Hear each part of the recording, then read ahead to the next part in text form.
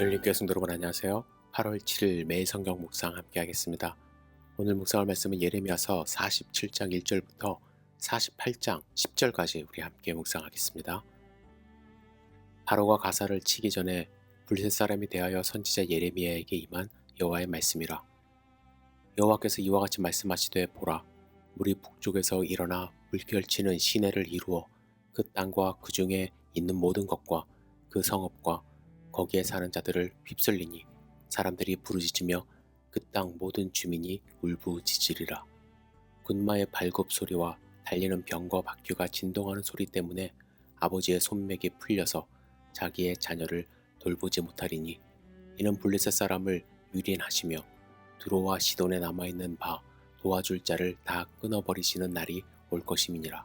여호와께서 갑돌 섬에 남아있는 블레셋 사람을 유린하시리라. 가사는 대머리가 되고 아스글론과 그들에게 남아있는 평지가 잠잠하게 되었나니 내가 내 몸 베기를 어느 때까지 하겠느냐. 오호라 여호와의 칼이여, 내가 언제까지 쉬지 않겠느냐. 내 칼집에 들어가서 가만히 쉴지어다. 여호와께서 이를 명령하셨은즉 어떻게 잠잠하며 쉬겠느냐. 아스글론과 해변을 치려하여 그가 정하셨느니라 하니라. 모압에 관한 것이라. 만군의 여호와 이스라엘의 하나님께서 이와 같이 말씀하시되 보호라 느보여, 그가 유린 당하였도다.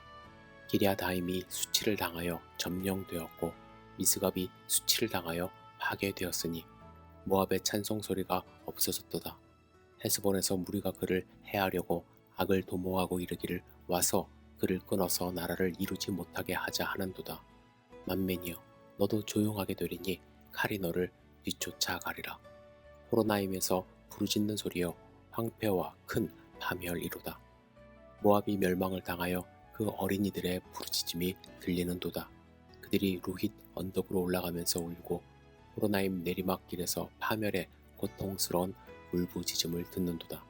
도망하여 내 생명을 구원하여 광야의 노갓주 나무같이 될지어다. 내가 내 업적과 보물을 의뢰함으로 너도 정복을 당할 것이요, 그모스는 그의 제사장들과 고관들과 함께 체포되어 갈 것이라. 파멸하는 자가 각 성읍에 이를 것인즉 한 성읍도 면하지 못할 것이며 골짜기가 멸망하였으며 평지는 파멸되어 여호와의 말씀과 같으리로다.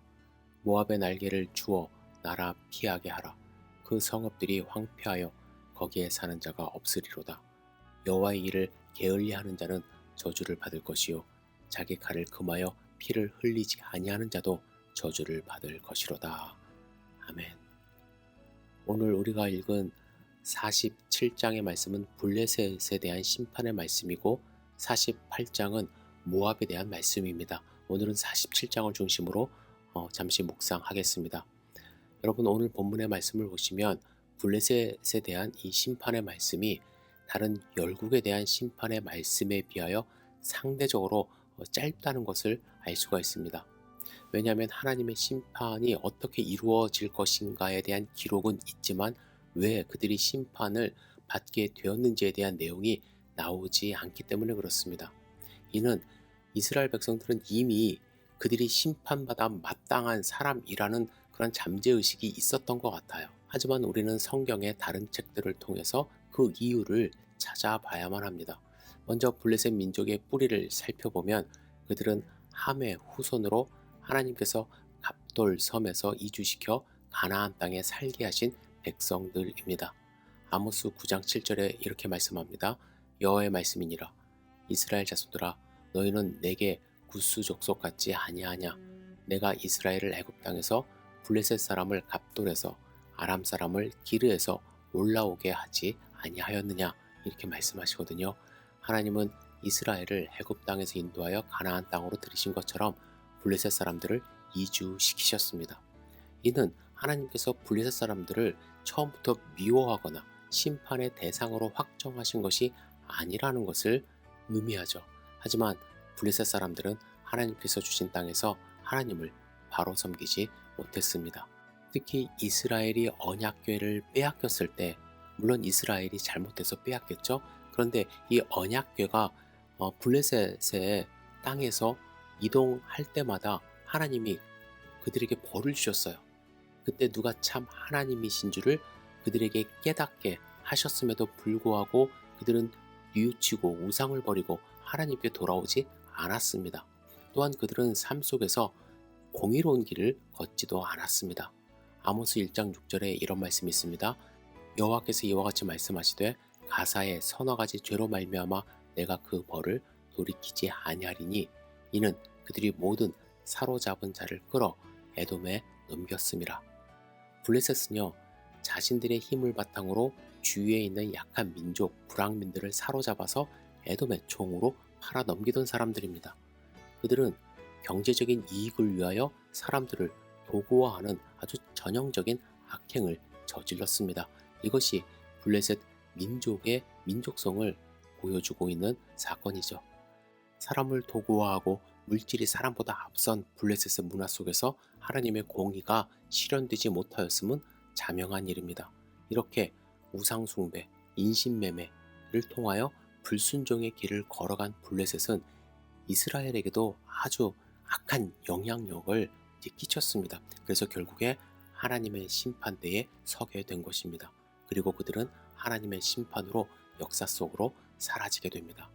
한때는 철기 문화를 먼저 받아들여서 이스라엘을 아주 두렵게 했던 블레셋 민족이었거든요. 그런데 그들이 하나님의 심판으로 멸망하게 됩니다. 이 같은 역사적인 사실을 통해서 우리는 겸손을 배우게 되죠. 지금도 우리 주변에는요, 블레셋처럼 교만에 취하여 칼을 휘두르며 약자를 괴롭히고 하나님의 공의를 굽게 하는 사람, 국가, 어떠한 단체 많이 볼 수 있습니다. 그렇다면 그들의 칼은 하나님의 심판의 칼을 부르게 될 것임을 분명히 알아야 할 것입니다. 우리는 세상의 힘의 논리가 아니라 하나님의 사랑의 원리를 가지고 세상을 변화시키도록 부름받았음을 분명히 인식하고 살아야 할 것입니다. 여러분, 우리를 부르신 하나님의 뜻, 블레셋처럼 잊지 마시고 하나님의 사랑으로 승리하는 삶 사시기를 주님의 이름으로 축복합니다. 하나님이 이 땅을, 하나님이 세상을 창조하셨듯이 지금도 하나님은 우리를 다스리시며 하나님의 백성으로 살아가기를 원하신다는 그 진리를 꼭 마음 가운데 새기시기를 부탁드립니다. 기도하겠습니다. 전능하신 주님, 우리의 삶이 블레셋처럼 교만하지 않도록 인도하여 주옵소서. 하나님의 사랑을 마음 가운데 품고 살아갈 수 있도록 축복하여 주시옵소서. 주님의 사랑을 실천하는 하루가 될 수 있도록 인도하여 주시옵소서. 예수님의 이름으로 기도드렸사옵나이다. 아멘.